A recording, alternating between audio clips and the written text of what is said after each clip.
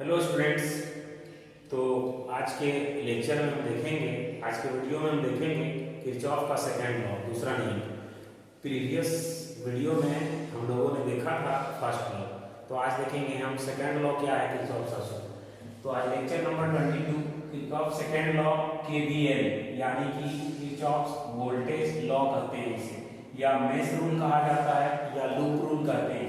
Mesh rule क्यों कहा जाता है? मेश कहते हैं क्लोज सर्किट को या उलझा हुआ अनुबंध को जिसमें बहुत सारे कंपोनेंट्स जुड़ा रहे। लूप कहते हैं क्लोज सर्किट को।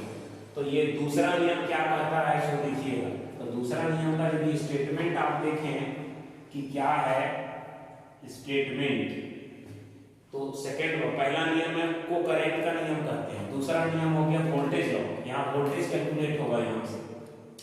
तो ये नियम में क्या कहता है कि कोई भी क्लोज सर्किट है, यदि मान लीजिए कि ये क्लोज सर्किट, ये क्लोज हुआ ना, अब इसमें जितना कंपोनेंट जोड़ना है जोड़ दीजिए, रजिस्टर जोड़ना है, सेल लगाना है या जो भी जोड़ना है जोड़ दीजिए। अब तो ये क्लोज सर्किट कहलाया, ये क्लोज सर्किट हुआ ना, लूप कहते हैं।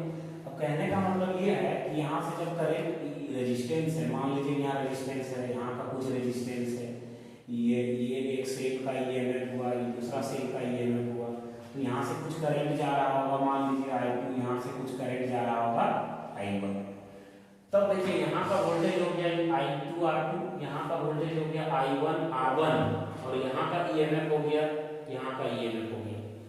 तो किसी क्लोज सर्किट में, किसी एक क्लोज सर्किट में जितने भी वोल्टेजेस हैं, ये +20 +20 +20, सभी वोल्टेजेस यानी सभी पोटेंशियल डिफरेंसेस एंड ईएमएफ्स को जोड़ा जाए, तो किसी क्लोज सर्किट में सभी वोल्टेजेस और सभी ईएमएफ्स को जोड़ा जाए तो उसका जो कुल योग होगा वो 0 के बराबर होगा।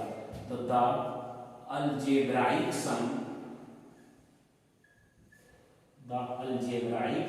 Of all the potential differences and the EMFs in a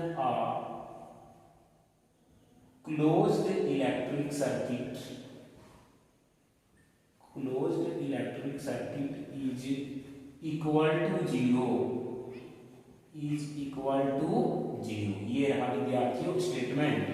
यानी कि दूसरा नियम जो है वोल्टेज का नियम क्या कहता है कि किसी क्लोज सर्किट में, किसी लूप में सभी वोल्टेजेस को जोड़ा जाए और सभी ईएमएफ्स को जोड़ा जाए तो उसका सम जो होगा सो कितना के बराबर होगा? 0 के बराबर होगा। यानी कि जितने भी वोल्टेजेस होंगे सभी वोल्टेजेस को जोड़ना है, प्लस फिर किसको जोड़ना है? सभी ईएमएफ्स को जोड़ना है। इनका योग किसके बराबर होगा? 0 के बराबर होगा, 0 आएगा किसी क्लोज सर्किट में। ठीक, अब अभी प्रूव करेंगे इसको, हम बताएंगे कि कैसे काम करता है ये, है ना, कैलकुलेट करके भी बताएंगे। अब ये जो है law of conservation of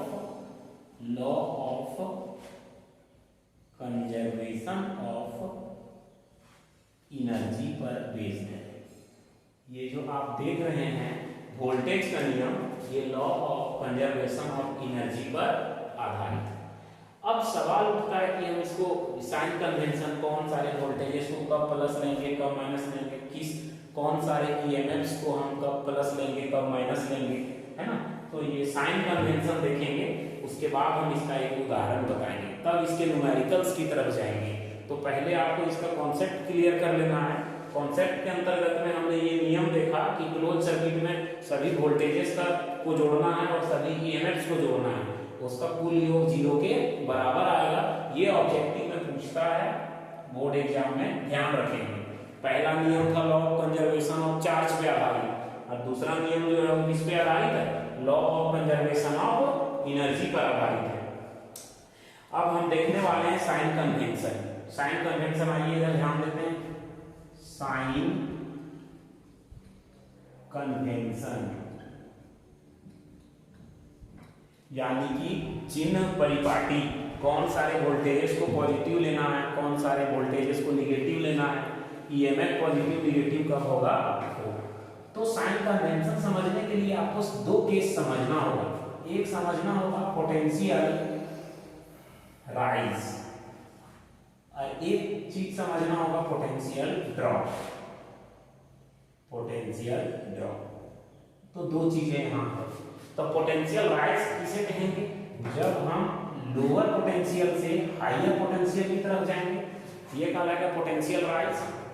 potential drop कब कहलाएगा? जब हम हायर पोटेंशियल से लोअर पोटेंशियल की तरफ जाएंगे तब पोटेंशियल ड्रॉप कहलाएगा। तो आपको ध्यान इस बात का रखना है, पोटेंशियल राइज के केस में राइज हो रहा है मतलब प्लस इंक्रीज हो रहा है, और पोटेंशियल ड्रॉप जहां घट रहा है वहां पर हम क्या लेंगे?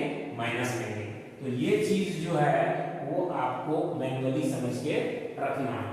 अब साइन कन्वेंशन में जाते हैं। सबसे पहला साइन कन्वेंशन क्या है? मान लीजिए कि सर्किट में एक रेजिस्टर है, रेजिस्टर है और यहाँ ये रेजिस्टर हो गया R रेजिस्टेंस का, और यहाँ से करंट कितना फ्लो हो रहा है? I। जब I करंट है तो करंट तो किसी ना किसी एक प्रीफर्ड डायरेक्शन में फ्लो होगा। तो मान लीजिए कि I का दिशा जो है सो किधर से किधर है? A से B की तरफ। करंट का दिशा किधर से माने? A से B की तरफ। ठीक, A से B की तरफ करंट हमेशा जाता है हायर पोटेंशियल से लोअर, मतलब ये हो गया हायर पोटेंशियल और ये हो गया लोअर पोटेंशियल। तो करंट जा किधर? अब वोल्टेज यहाँ का निकालेंगे तो वोल्टेज बराबर क्या हो जाएगा? V बराबर IR, करंट गुना रेजिस्टेंस। विद्यार्थियों ये वोल्टेज पॉजिटिव होगा कि नेगेटिव होगा वो हमको देखना होगा, हम किधर से किधर सॉल्व करना चाहते हैं। वो हमारे ऊपर निर्भर करता है कि हम सर्किट को किधर से किधर सॉल्व करना चाहते हैं। यदि हम A से B की तरफ जाना चाह रहे हैं या B से A की तरफ आना चाह रहे हैं, वो ध्यान रखना होता है।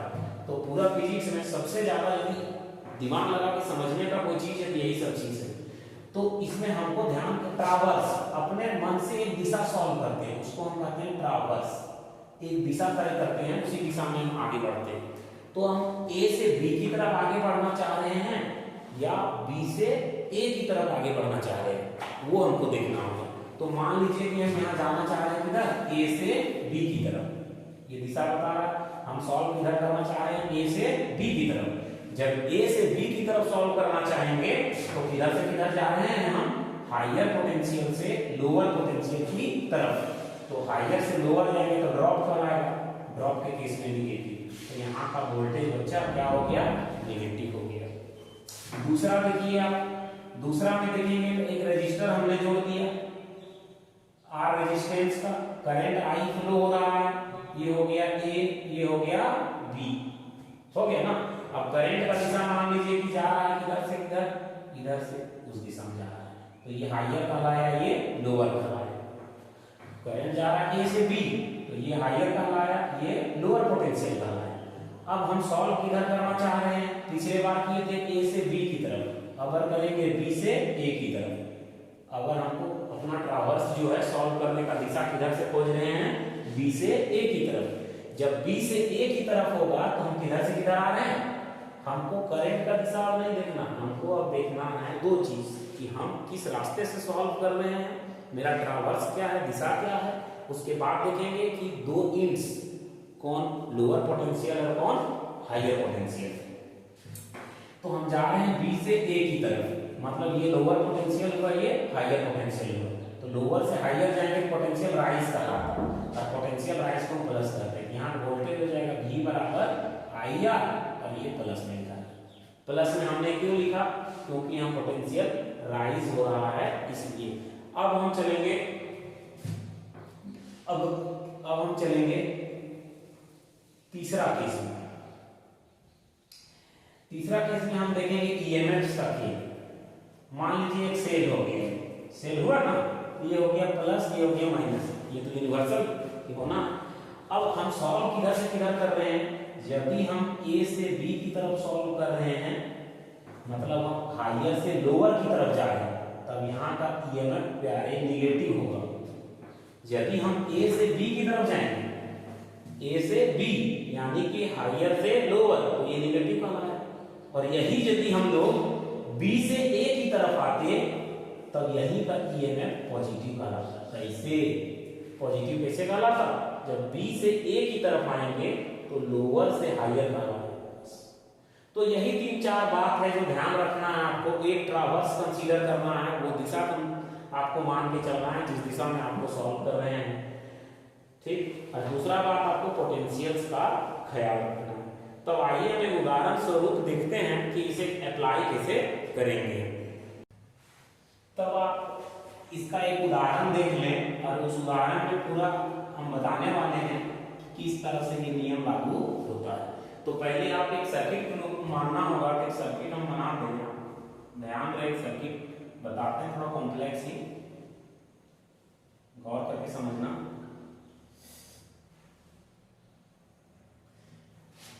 तो सर्किट कंसीडर करना है हमें कुछ इस प्रकार, किसी भी तरह का बनाइए आप, लेकिन एक बार आप समझ जाएंगे कॉन्सेप्ट को तभी आप अप्लाई कर पाओगे, नहीं तो बहुत दिक्कत होगा।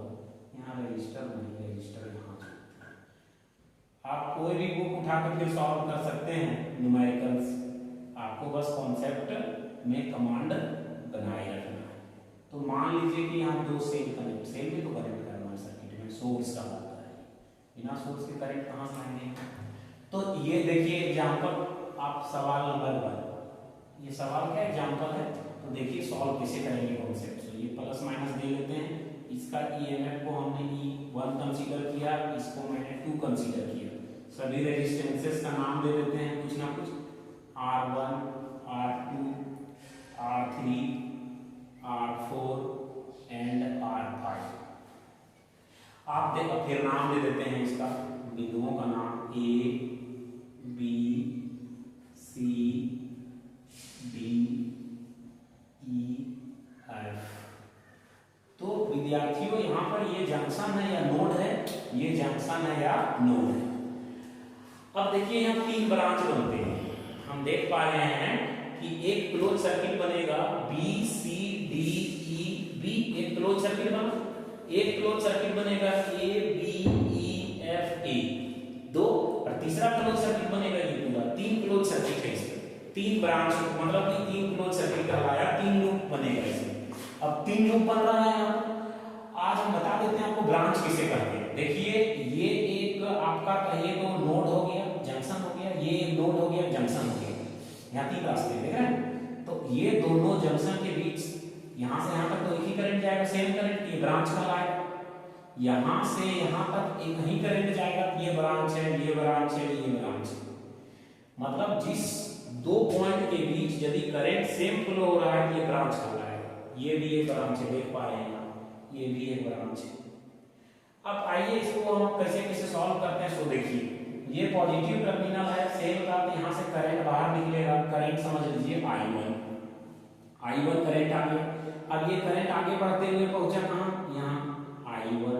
अब ये करंट को देखिए, आप ध्यान दीजिएगा, तो ये करंट के साथ क्या है, करंट ये रास्ता तय करेगा I1, इधर क्यों नहीं जाएगा, क्योंकि ये देख रहे हैं ना, ये पॉजिटिव टर्मिनल है, करंट किधर से जाता है, पॉजिटिव से नेगेटिव की तरफ।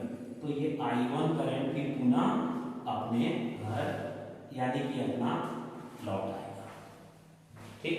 अब दूसरा यहाँ से देखिए E2, अब दूसरा सेल का ईएमएफ हो गया, ये पॉजिटिव टर्मिनल, ये करंट बनेगा यहाँ से, तो करंट बना I2। यहाँ पर करंट आया, यहाँ करंट कितना मिला इसको, I2 करंट मिला। अब I2 करंट जो है ये पॉजिटिव से लौटना है, यहाँ पर नेगेटिव है, यहाँ से निकल के I2 जो है बहुत कम चांस है इधर जाने का, तो ये I2 जो है सिर्फ इधर जाएगा इस दिशा में, मतलब इस रास्ता में करंट हो गया क्या, I1 प्लस I2। अब I2 इधर लौटेगा, अपना नेगेटिव टर्मिनल की तरफ आना है, तो I2 लौट रहा है। आप ध्यान रखें कि I1 निकल के यहाँ तक पहुंचा और I2 यहाँ, ये भी अपना घर से मतलब अपना सेल से निकला, ये भी अपना सेल से, दोनों का मुलाकात इस जगह पे होता है, दोनों का मुलाकात इस बिंदु पर हुआ, इस नोड पर हुआ, फिर दोनों साथ में चलते हैं कॉमन रास्ते में, दोनों एक रास्ते में चल दिए, कहाँ तक पहुंचे, ई तक। देखिए अब अलग होने का समय आ गया है, ये अपना घर लौटना है, इसको अपना घर लौटना है, अब दोस्ती यहीं खत्म होगा। अब देखिए I1 जो है वो अपना घर की तरफ लौट रहा है और I2 जो है अपना लौट रहा है नेगेटिव की तरफ। ऐसा कभी गलती से नहीं होगा कि I1 इधर आ जाएगा, I2 उधर चला जाएगा, नहीं, इसको लौटना है, अगर यहाँ से निकला ना वो चीज लौटना है। तो ये गौर करने की बात है। बाकी आप बनाते बनाते जब प्रैक्टिस में आ जाओगे तो आपको भी ये तमाम चीजें आसान लगने लगेंगी, है ना। तो बहुत गौर से देखते रहिए, बहुत आसान भी इसको हम डील करते हैं एक एक करके। पहले आप इस क्लोज सर्किट को समझिए, इसको क्लोज सर्किट को समझिए। तो समझने का बात क्या है, ये देखिए लोअर पोटेंशियल हो गया, ये हायर पोटेंशियल हो गया। फिर आप यदि सेल का चर्चा करें तो इस सेल का चर्चा करें तो आप देख रहे हैं कि ये लोअर हो गया, ये हायर पोटेंशियल हो गया। अब सी और डी में कंपेयर करें, सी और डी में कहां का हायर होगा, करंट जा रहा है सी से बी की तरफ, ये हायर होगा और यहां का पोटेंशियल लोअर होगा। जब भी हम ए और बी में कंपेयर कराएं तो देखेंगे कि करंट जा रहा है ए से बी की तरफ, तो यहाँ का पोटेंशियल हायर होगा, यहाँ का पोटेंशियल लोअर, क्योंकि करंट जब भी फ्लो करता है तो हायर से लोअर की तरफ, वो चीजें हैं। अब देखिएगा हम सर्किट जब इसका हम सॉल्व करते चले तो पहले अप्लाई करते हैं ट्रावर्स। सॉल्व करने का एक दिशा पहले आपको कंसीडर करना होगा कि हम किस दिशा में सर्किट को सॉल्व करना चाहते हैं, तो उसी को हम ट्रावर्स या ट्रावर्सल कहते हैं विद्यार्थियों। तो मान लीजिए कि आप इसे किस दिशा में सॉल्व करने का ये दो तरीके हो सकते हैं, चाहे क्लॉकवाइज या एंटी क्लॉकवाइज। आप चाहें तो इसको क्लॉकवाइज कर सकते हैं, चाहे तो एंटी क्लॉकवाइज कर सकते हैं, और इसको भी जैसे भी चाहे कर सकते हैं। ऐसा नहीं है कि इसको यदि आप क्लॉकवाइज किए इसको भी क्लॉकवाइज करें, ऐसा कोई हार्ड एंड फास्ट रूल नहीं है। आपको जहां सहूलियत लगे, ज्यादा आसान लगे, उसी तरह से ट्रावर्स मान लेना है। तो हमने यहाँ ट्रावर्स कैसे मान लिया, ये क्लॉकवाइज, क्लॉकवाइज हो गया। अब चलिए इसका नाम देते हैं, क्लॉकवाइज देंगे, नाम भी क्लॉकवाइज लिखेंगे, ऐसे चलेगा क्लॉकवाइज, बी सी डी ई।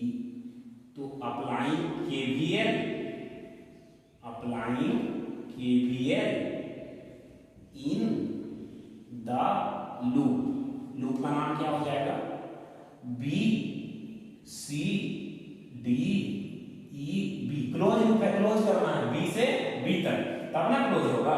और सॉल्व किधर से किधर करना है, बी से बी की तरफ, बी सी से।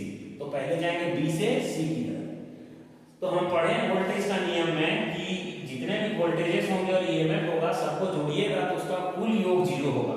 तो पहले सबका वोल्टेज लिखते हैं, बी से सी ब्रांच में कितना वोल्टेज है, यहाँ का वोल्टेज हो जाएगा, जहां जहां कंपोनेंट है वहीं में वोल्टेज चेक करते हैं। यहाँ का वोल्टेज हो जाएगा I1 R1, I1 R1। यहाँ का वोल्टेज कितना हो गया, यानी कि ईएमएफ यहाँ का कितना हो जाएगा, जानडी हो जाएगा I1 R3। फिर है EB, E से B, तो यहाँ हो जाएगा I1 plus I2 into R2 बराबर 0। अब हमको देखने का बात है कि कौन पॉजिटिव होगा और कौन निगेटिव होगा।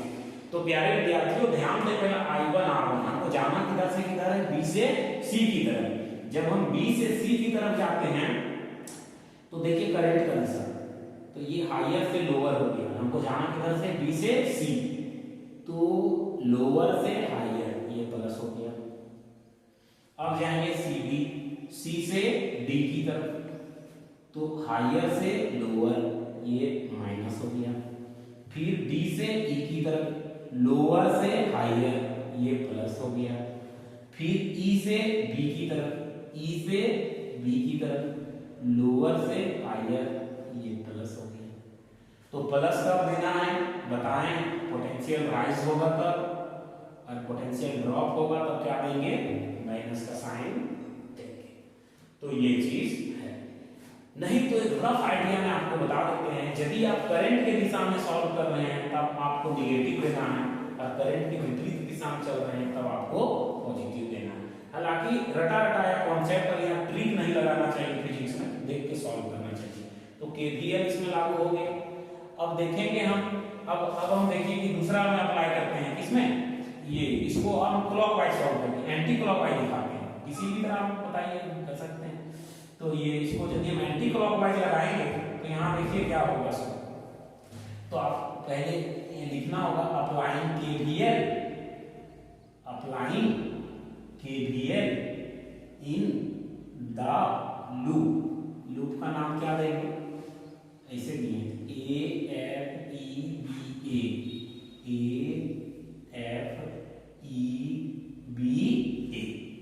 चलना उसी तरह से किधर से किधर, A से F, then this from something like this।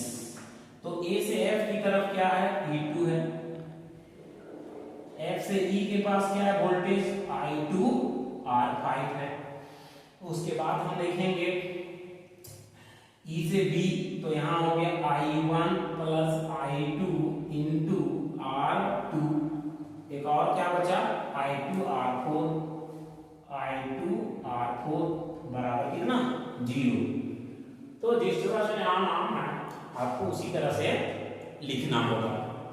तो ए से एफ, एफ से ई से बी, बी से ए की तरफ लिख दिया हमने। अब चलिए प्लस या माइनस यहाँ जाना किधर से ए से एफ की तरफ, तो पॉजिटिव से निगेटिव की तरफ जा रहे हैं। माइनस एफ से ई की तरफ, लोअर से हायर, प्लस। अब जाना है हमको ई से बी मतलब लोअर से हायर, प्लस, फिर बी से ए, लोअर से हायर। तो ये रहा, आपको ऐसे सॉल्व करना सर्किट, समझे। तो फिर इसको तोड़ते हो जाता प्लस I1 R2 प्लस ये चीजें हैं। तो सर्किट में इस तरह से अप्लाई करना है आपको KVL।